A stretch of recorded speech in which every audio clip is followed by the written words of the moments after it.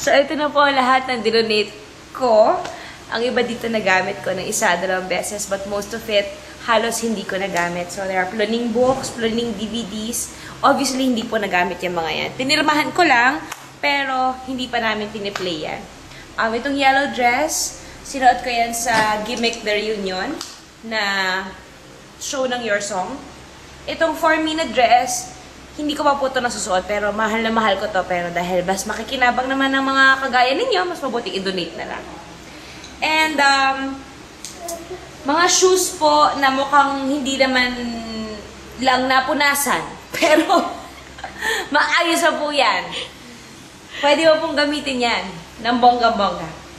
Ito pong shoes na to, ginamit ko to sa first major concert sa Araneta Coliseum. Yes. And then, ito po, isang beses lang ito ginamit. Ito, size 9 to. Hindi siya kasya sa akin, kaya inyo na lang.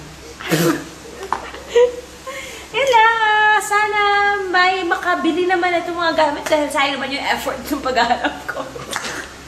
Hindi. Para po sa inyo lahat yan for the Ondoy victims.